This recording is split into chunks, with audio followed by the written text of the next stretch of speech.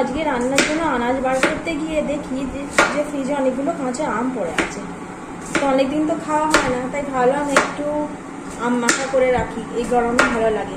এই আম মাখার সাথে না ছোটোবেলার অনেক স্মৃতি জড়িয়ে আছে। ছোটোবেলায় আমরা বন্ধুরা মিলে রোজ দুপুরবেলায় আম মাখা না তেঁতুল মাখা এসব করে রাখতাম, আর বিকেলবেলা ছাদে বসে বসে খেতাম। তো একবার কি হয়েছিল জানেন, তো স্কুল থেকে আমরা ফিরছিলাম দুই বন্ধু মিলে, তো শর্টকাটের জন্য বাগানের রাস্তা ধরতাম। তো ওখানে ওই বাগানে একটা আমাদের তেঁতুল গাছ ছিল।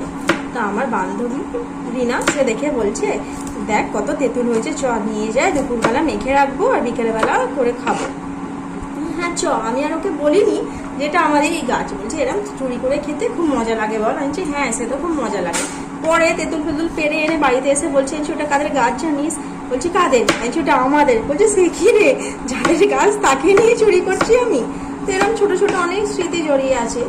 তো ছোটোবেলার এখনকার বাচ্চাদের তো মানে কি বলবো, এইসব স্মৃতি কিছুই নেই, ওদের শুধু ফোন ফোন ছাড়া আর কিচ্ছু নেই। আর আমরা স্কুল লাইফে কত মজা করতাম। এই গরমকালটা হলে আবার জানেন এই তেঁতুল মাখা আম মাখায় আমরা আবার লেবু পাতা দিতাম, কচি কচি, মানে একবারে বেশি নয়, কচি কচি লেবু পাতা তুলে আনতাম, ওইগুলোকে একদম ধুয়ে ভালো করে ছোটো ছোটো করে কুচিয়ে দিতাম।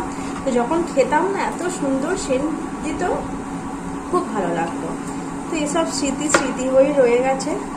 আর তো সেই মানে ছেলেবেলা ফিরবে না, শুধু যখন কিছু করা হয় বসে বসে ভাবা হয় যে কতই না ভালো ছিল এই ছেলেবেলা। তো এখন আমি আম মাখা করে নিচ্ছি। এই যে আমার আম মাখা রেডি, এবার বিকেলবেলা বসে বসে খাবো। মেয়ে যদি খায় ওর ভালো লাগে ওকে দেবো, নইলে একা একাই খাবো। ছোটোবেলার কেউ বন্ধু তো কাছে নেই যে তাকে নিয়ে বসে খাবো, ছাদে বসে বসে পুরানো স্মৃতি মনে করব। তো ভিডিওটা এখানেই শেষ করছি। ভালো লাগলে অবশ্যই লাইক কমেন্ট শেয়ার করে দেবেন।